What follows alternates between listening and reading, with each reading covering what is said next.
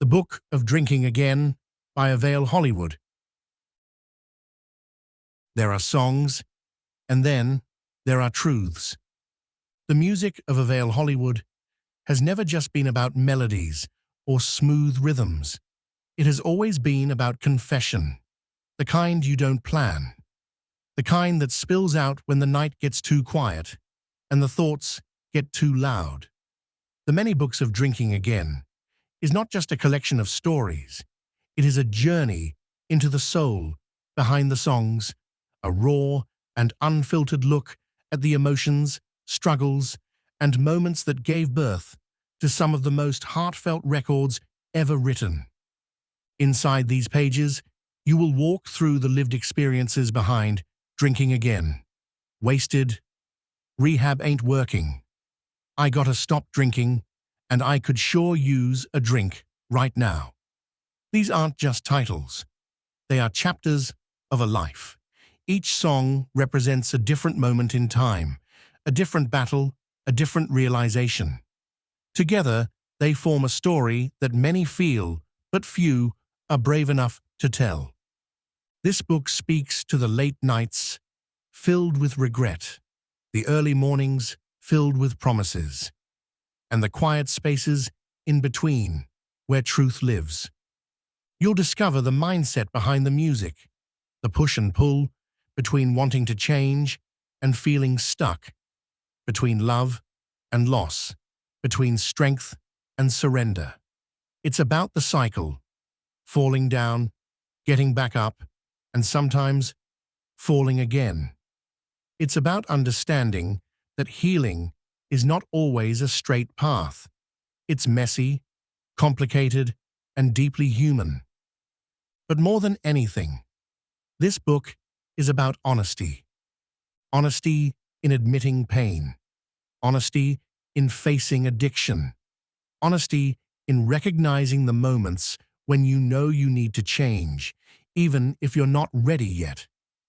Through these pages, Avail Hollywood invites you into a world where music and reality collide, where every lyric has a story, and every story has a heartbeat. Whether you've lived these moments yourself or stood beside someone who has, you will find something familiar here. Because at its core, The Many Books of Drinking Again isn't just about drinking. It's about life. It's about choices. It's about consequences. And it's about the fight to become better, even when it feels like you're losing. So take a deep breath, turn the page, and step inside the truth behind the music. This isn't just a story. This is a confession. Drinking Again, the book. Avail Hollywood was 35 when everything fell apart. He used to joke that his last name sounded like a destination, like somewhere you went to become somebody. But lately, he felt like nowhere at all. Just a man in a quiet apartment, with walls that remembered laughter better than he did. Her name was Lila. She didn't leave all at once. It wasn't a slammed door or a shouted goodbye. It was softer than that, more painful. It was the slow fading of warmth. Conversations that turned into silence. Smiles that didn't quite reach her eyes anymore. And then one day, she was gone. No note. No long explanation. Just absence. At first, Avail tried to hold himself together. He went to work, paid his bills, answered texts with, "I'm good," when he wasn't. But grief has a way of slipping through cracks, and his heart had too many of them. The nights were the worst. That's when the memories got loud. The way Lila used to hum in the kitchen, the way she danced without music, the way she'd rest her head on his chest like she belonged there. He tried to sleep it off. When that didn't work, he started drinking. It began with one bottle. Then another. Then it wasn't about the taste anymore. It was about quieting the ache. Alcohol didn't fix anything, but it blurred the edges. It softened the sharpness of missing her. It made him feel less alone, even though it was the loneliest thing he could do. Just until I'm okay, he told himself. But okay never came. One night, deep into his third glass of something strong and unforgiving, Avail found himself sitting on the floor, back against the couch, staring at an old photo. It was Lila. She was laughing, head tilted back, eyes closed, sunlight catching her face. He remembered that day. She had been singing. Not just any song. That song. The one her mother used to sing to her when she was little. Lila had told him about it once, her voice soft with memory. She used to sing it when I couldn't sleep, she said. Said it could fix anything, even broken hearts. Avail had laughed back then. Now, it didn't feel so funny. The next morning, his head ached and his throat burned, but something had shifted. For the first time in weeks, he didn't reach for a drink. He reached for his phone. He searched for the song. At first, all he had were fragments, half-remembered lyrics, a melody he couldn't quite piece together. But he stayed with it, hour after hour, day after day. He listened, he replayed, he learned. Then he started to sing. At first his voice cracked. It wasn't pretty, it wasn't polished, but it was honest. And slowly, something began to change. The song wasn't just hers anymore. It became his, a bridge between who he was and who he needed to be. Weeks later, Avail stood outside a small house on the edge of town. Lila's mother's house. His hands trembled, but not from withdrawal this time, from hope. He knocked. When the door opened, it wasn't Lila. It was her mother. She looked at him for a long moment, eyes sharp but not unkind. I know why you're here, she said. Avail swallowed. I need to try. She studied him, then stepped aside. She's in the back. Lila was sitting on the porch. She looked different, stronger somehow, but when she saw him, something flickered in her eyes. Pain, love, unfinished things. Avail, she said quietly. He didn't rush toward her, didn't try to explain everything all at once. Instead, he took a breath, and he sang. The song was simple, gentle, full of warmth and memory. It carried the echo of her childhood, the comfort of her mother's voice, and something new, something only Avail could give. Regret, growth, love that had been broken, but not destroyed. His voice shook at first, but he kept going. Every word meant something. Every note was a promise. By the time he finished, the world felt still. Lila's eyes were full of tears. Where did you learn that? She whispered. He gave a small, honest smile. From loving you and almost losing you. Silence stretched between them. Then she stood, walked toward him. Not fast, not rushed, but certain. You hurt me, she said. I know. You lost yourself. I did. She searched his face. And now, Avail took a steady breath. Now I'm finding my way back, not just to you, but to me. Lila didn't answer right away. Instead, she reached for his hand. It wasn't forgiveness. Not yet. But it was a beginning. That night, Avail didn't drink. He didn't need to. For the first time in a long time, the silence didn't hurt. It healed. And somewhere in the quiet, a song lingered. Not just one her mother used to sing, but one that brought two hearts back from the edge.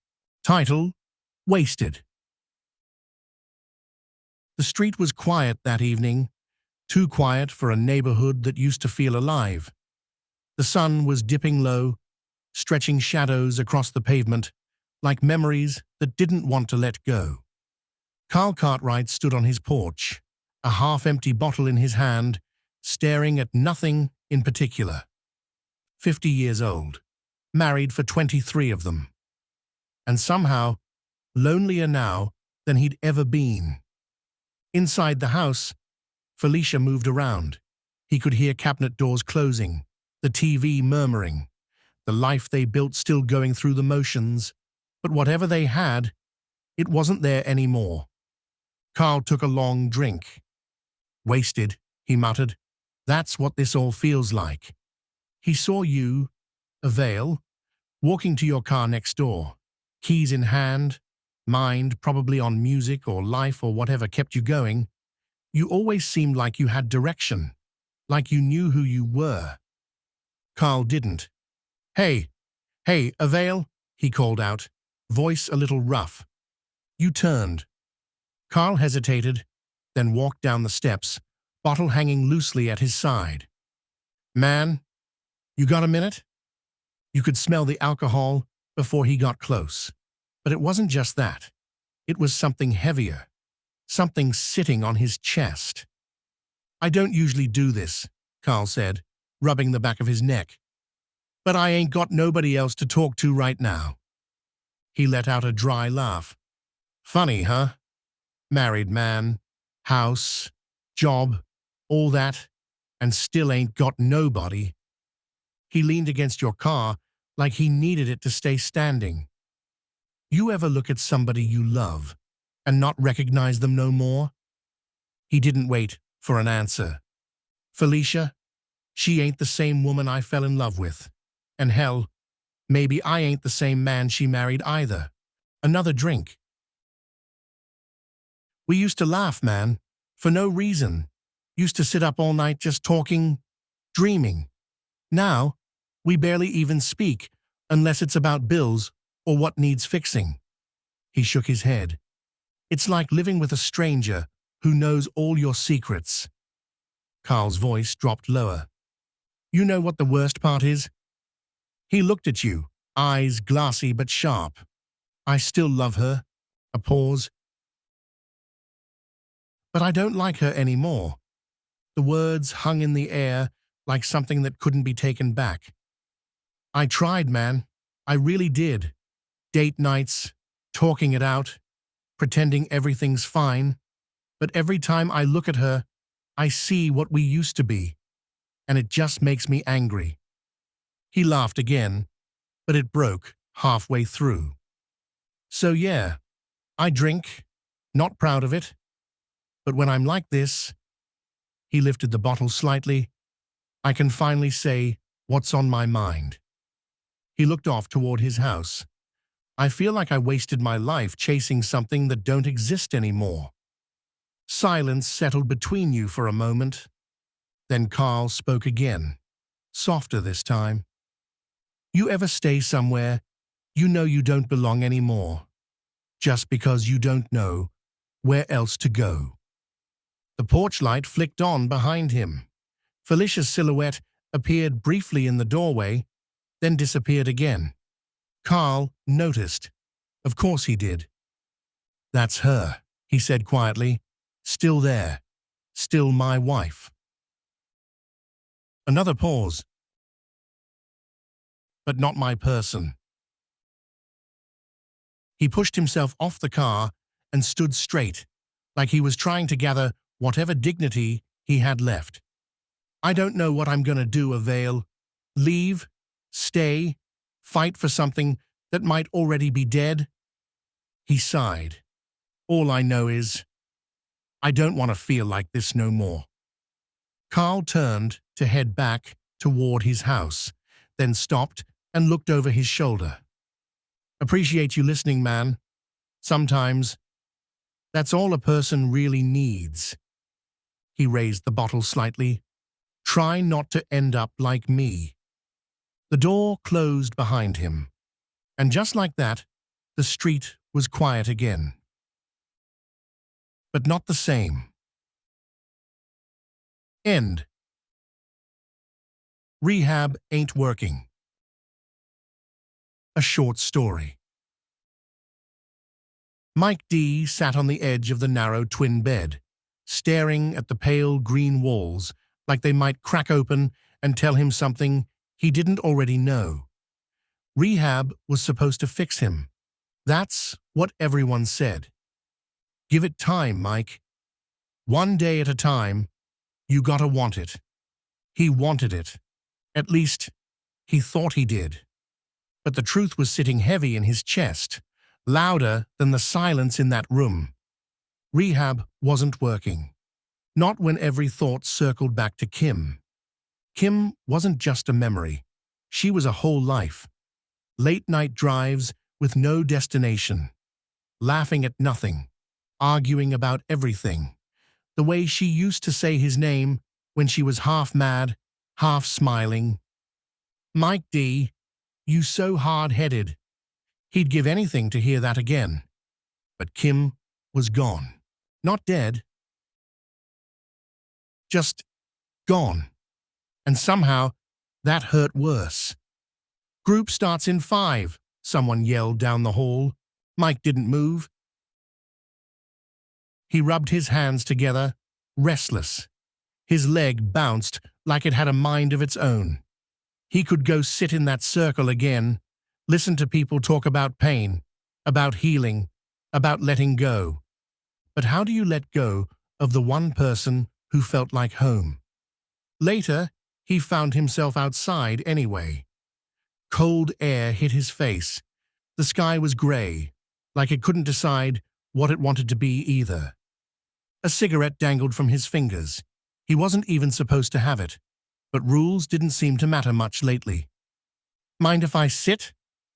Mike glanced over. It was Kim. "No, not really." Just his mind playing tricks again. But she looked so real. Same jacket, same eyes. "I must be losing it," he muttered.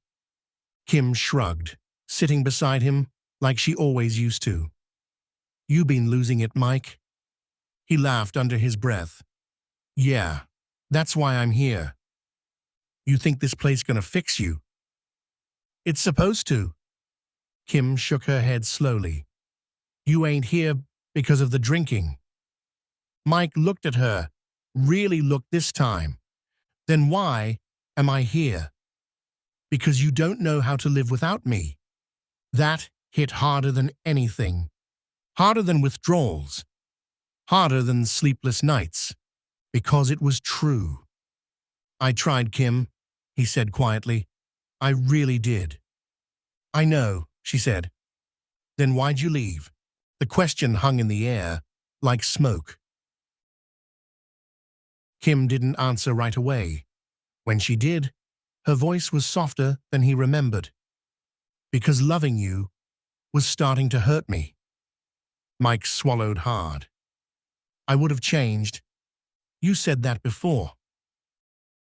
Silence. Real silence this time. When Mike looked back, she was gone. Of course she was. That night, he finally went to group. He didn't sit in the back like usual. Didn't keep his head down. When it was his turn, he hesitated, then spoke. "My name's Mike, and I keep saying I'm here for alcohol." He paused, eyes scanning the room. "But the truth is, I'm here because I don't know how to deal with losing someone I loved." No one interrupted. No one judged. "For a long time, I thought if I numbed it enough, it would go away," he continued. "But it don't. It just waits for you." He let out a breath he didn't know he was holding. I keep saying rehab ain't working, but maybe I just ain't been honest about what's broken. That was the first real thing he'd said in a long time. Weeks passed. Not perfect. Not easy. Some days, he still woke up reaching for a memory. Some nights, he still dreamed about her. But slowly, real slow, something shifted. He started writing instead of drinking, started talking instead of shutting down, started facing it instead of running. One afternoon, he found himself back outside. Same bench, same gray sky. But this time, when he thought about Kim, it didn't feel like drowning. More like waves. Still strong. Still there. But survivable. Mike leaned back and whispered to the empty space beside him, "I miss you, but I'm learning how to live anyway." The wind picked up, brushing past him like a quiet response. Rehab didn't fix everything. It didn't bring Kim back. It didn't erase the pain. But it gave Mike something he didn't have before. A way forward. And for the first time in a long time, that was enough. I got to stop drinking.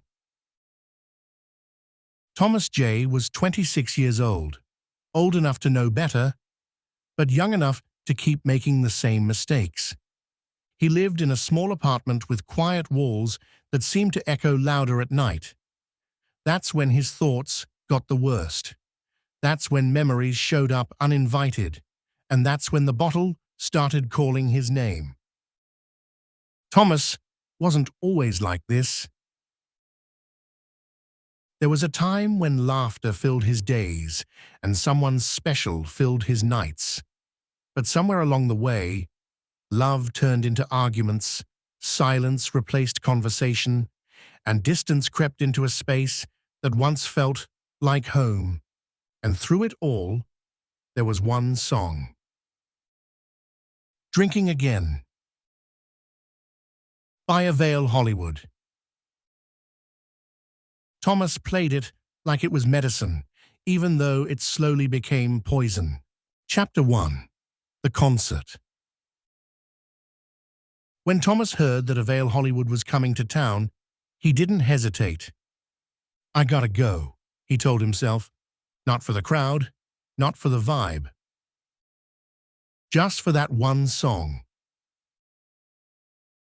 The night of the concert, the air buzzed with energy. People laughed, danced, and sang along to every track. But Thomas stood still most of the time, hands in his pockets, eyes fixed on the stage. Waiting. Finally, the lights dimmed. A slow melody filled the room. And then it came. Drinking Again. Thomas closed his eyes. The lyrics hit him like a wave. Every word felt like it had been written about him. About the nights he sat alone, pouring just a little to take the edge off. About the pain he never really dealt with. He remembered her, the way she used to smile, the way she used to look at him like he mattered. Then he remembered the arguments, the distance, the nights he chose a drink instead of a conversation. By the time the song ended, Thomas wasn't clapping like everyone else. He was thinking. Chapter 2. The Ride Home. The drive home was quiet. No music, no distractions. Just Thomas and his thoughts. He pulled into his apartment complex and sat in his car longer than usual. The familiar urge crept in. Just one drink, his mind whispered. You've had a long night. He looked at the passenger seat, almost expecting to see a bottle there. But instead, he saw something else. A memory. Her voice. "Why won't you talk to me instead of drinking?" Thomas swallowed hard. For the first time, he didn't reach for anything. Chapter 3. The Realization. Inside his apartment, the silence felt heavier than usual. He walked to the kitchen, opened the cabinet. There it was. The bottle. Half full. Or half empty. He stared at it for a long time. "This ain't helping me," he finally said out loud. His voice sounded unfamiliar, like someone who was tired of running. He picked up the bottle, held it in his hand, then slowly set it down. "I got to stop drinking," he said again. Not as a wish, not as a thought, but as a decision. Chapter 4. Facing the Truth. The next few days weren't easy. Without the drinks, everything felt sharper. The memories, the regrets, the truth. Thomas realized something he had been avoiding for a long time. It wasn't the relationship that broke everything. It was how he handled it. Instead of talking, he shut down. Instead of fixing things, he escaped. Instead of facing problems, he drowned them. And now, he had to face them sober. Chapter 5. A New Song. One evening, Thomas played "Drinking Again" one more time. But this time, it felt different. He wasn't using it as an excuse. He was listening to it as a reminder of who he used to be and who he didn't want to be anymore. He turned the song off halfway through. Not because he didn't love it, but because he didn't need it the same way anymore. Epilogue. Thomas J. didn't have everything figured out. He still had bad days. He still missed her. But one thing had changed. He stopped running. And every time the urge came back, he reminded himself, "I got to stop drinking and start dealing." And for the first time in a long time, he felt like he was finally moving forward. Chapter 6. The First Real Step. He felt like he was finally moving forward. But moving forward didn't mean moving fast. The next morning, Thomas woke up earlier than usual. Not because he had somewhere to be, but because his mind wouldn't let him sleep in the same old patterns anymore. He sat on the edge of his bed, rubbing his hands together. What now? He asked himself. For so long, drinking had filled the space between pain and silence. Now there was just space, and space could be dangerous. So Thomas did something simple. He got up, put on his shoes, and walked outside. No destination, no plan, just steps. Chapter 7. Conversations That Matter. A few days later, Thomas found himself scrolling through his phone, staring at a name he hadn't called in a long time. Marcus. An old friend, someone who knew him before everything went wrong. Thomas hesitated, then he hit call. "Man, Thomas, you good?" Marcus answered, surprised. Thomas paused, then said something he hadn't said out loud before. "Nah, but I'm trying to be." There was a silence on the other end, not awkward, but real. "Well, that's a start," Marcus replied. They talked for nearly an hour, not about everything, but enough. Enough for Thomas to realize something important. Talking didn't make him weak. It made things lighter. Chapter 8. The Letter He Never Sent.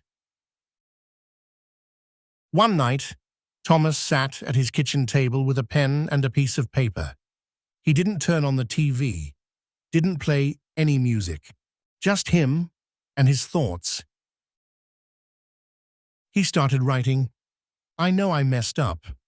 I know I chose the easy way out when things got hard. And I know saying sorry now doesn't fix what's already broken." His hand shook a little, but he kept going. "But I'm changing.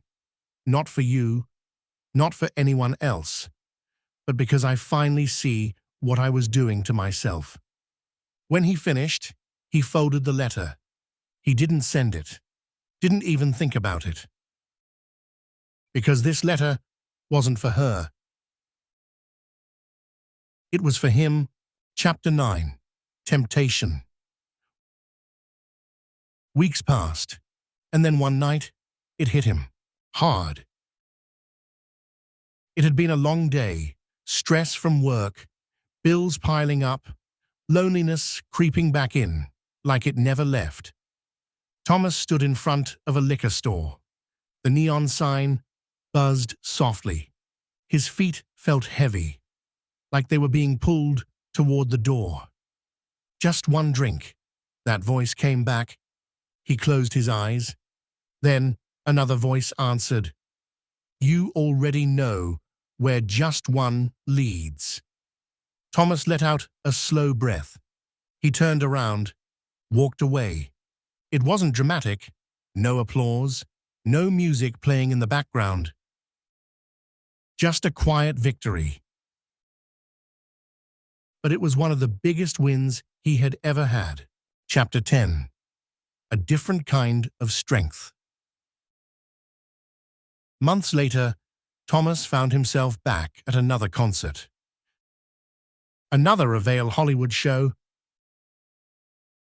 But this time, everything felt different. The crowd, the music, him. When Drinking Again started playing, he didn't close his eyes in pain. He stood there, listening, respecting the song, but no longer living inside it. For the first time, it wasn't his story anymore. It was just a song. And when it ended, Thomas smiled. Not because everything was perfect, but because he wasn't the same man who walked into that first concert. Final chapter, still becoming. Thomas J. was still 26, still learning, still growing, still healing. But now, he had something he didn't have before. Control.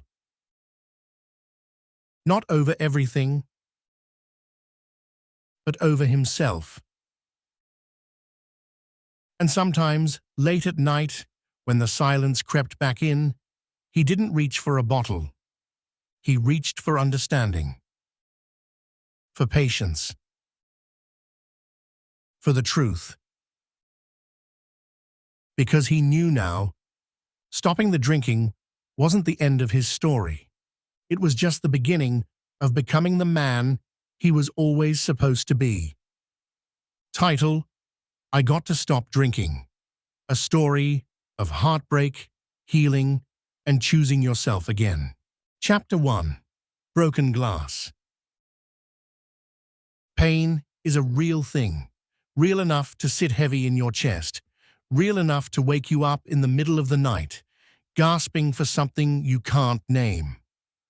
My heart is broken like glass, and he poured it out in my hands. That's what Keisha said, as she stared out across the quiet park. Her voice trembled, not loud, but heavy, like every word had weight. Keisha was 45 years old, strong on the outside, put together, the kind of woman people leaned on. But today, she was the one falling apart. She sat on an old wooden bench, the paint chipped, the wood worn smooth by years of people just like her, hurting, thinking, trying to figure it out. In her purse was a small bottle, not empty, but not full either.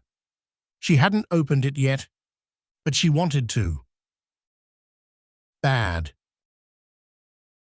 Chapter 2. The Old Woman.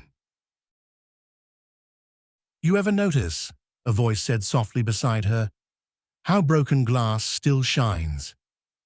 Keisha turned her head. An older woman sat at the far end of the bench. She hadn't even noticed her sit down. The woman looked to be in her late 70s, silver hair pulled back neatly, calm eyes, peaceful, like she'd already fought all her battles and won something deeper than victory. Keisha gave a weak smile. Don't feel like shining right now. The woman nodded. That's because you're looking at the breaking, not the light. Keisha let out a small laugh. You don't know what I've been through. The woman looked straight at her, not judgmental, just knowing. Baby, she said gently, I've lived long enough to know heartbreak don't come in small sizes. Chapter 3. The Habit. Keisha sighed and reached into her purse, pulling out the bottle. She held it in her hands, staring at it. This right here, she said. This is the only thing that quiets it. The pain? The woman asked. The memories, the questions, the why wasn't I enough? The woman didn't respond right away. Instead she asked, how long you been pouring your pain into that bottle? Keisha looked down. Long enough to know it ain't fixing nothing. Then why keep doing it? Keisha paused. Because for a little while, she whispered, I don't feel anything. The woman nodded slowly. And when it wears off? Keisha's eyes filled. It all comes back. Worse. Chapter 4. The Truth.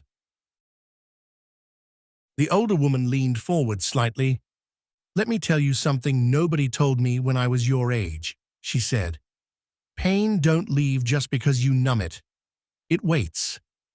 Keisha listened closely now. It waits for you to be still. It waits for you to be honest. And it waits for you to choose yourself over what broke you.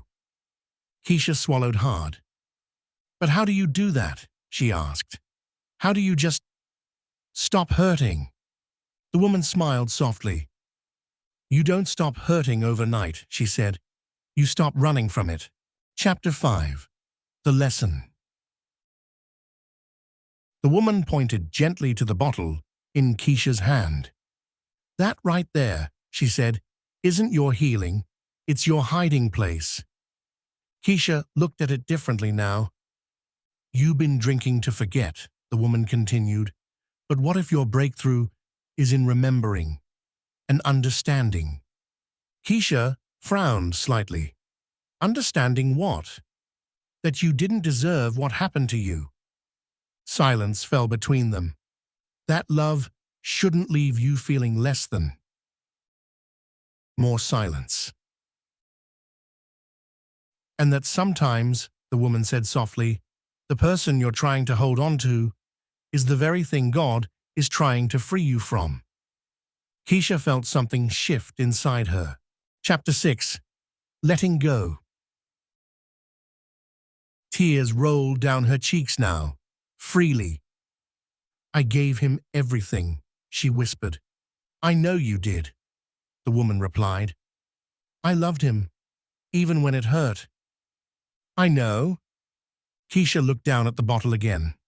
Then, slowly, she stood up, walked over to a nearby trash can, and dropped it in. She didn't say anything. She didn't need to. Chapter 7. A New Beginning.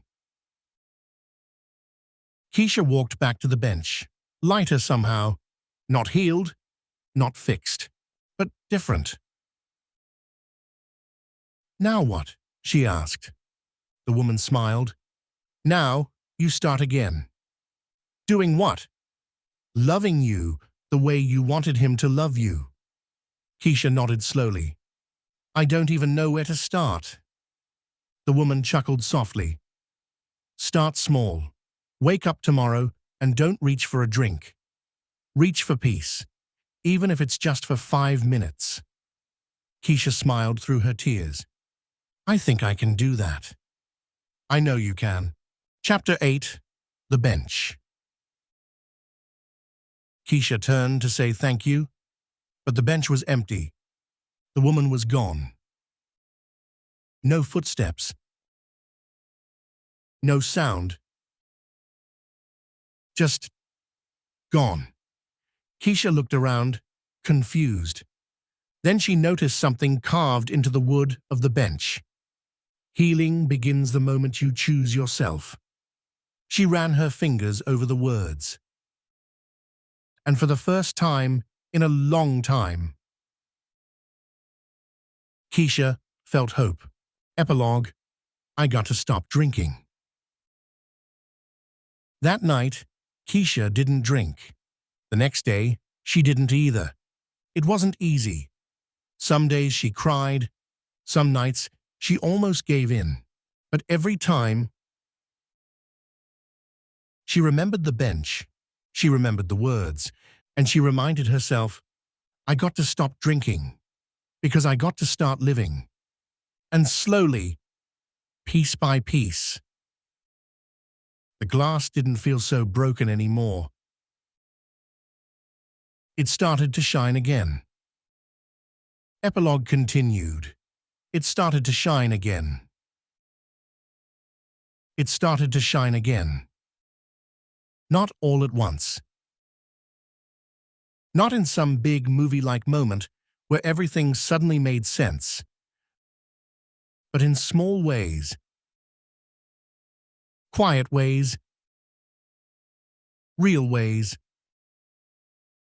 Chapter 9. The First Morning. The next morning, Keisha woke up earlier than usual. No headache, no regret, no trying to piece together what she said or did the night before. Just silence. At first, it felt strange. Too quiet. She sat on the edge of her bed, looking around her room like it was unfamiliar territory. Then she whispered to herself, okay, this is new.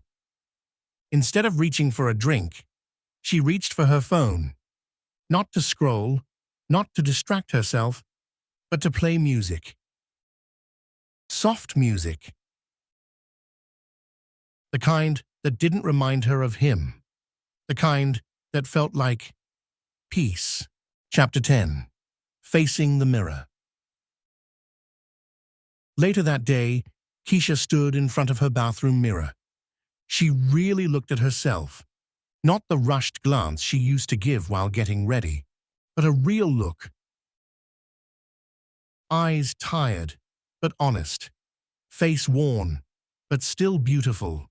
A woman who had been through something and was still standing. You still here, she said softly to her reflection. And that means something. For the first time in a long time, she didn't criticize herself. She didn't compare. She didn't tear herself down. She just accepted. Chapter 11. The Urge. That evening, it hit her. Hard. The urge to drink came out of nowhere, like a storm rolling in without warning. Her chest tightened. Her hands felt restless. That bottle would fix this, a voice in her mind whispered. She paced the room. Back and forth. Back and forth. Then she stopped, closed her eyes, and remembered the bench. Remembered the old woman's voice. You don't stop hurting overnight. You stop running from it. Keisha took a deep breath. Then another. I'm not running today, she said out loud. And slowly, the storm passed. Chapter 12. New Habits. Days turned into weeks. And little by little, Keisha started building something new. Instead of drinking, she started walking in the evenings. At first, just around the block.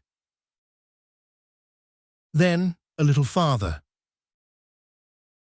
Eventually, she found herself back at the park. The same park. The same bench. She sat down and smiled. "I'm still doing it," she whispered, as if the old woman could hear her. Chapter 13. Helping Hands. One afternoon, as Keisha sat on that same bench, she noticed someone else nearby, a younger woman, crying quietly, head down, shoulders heavy. Keisha watched her for a moment. Then slowly, she stood up and walked over. "You okay?" she asked gently. The woman shook her head. Keisha sat beside her, and without even realizing it, she said the same words that once saved her.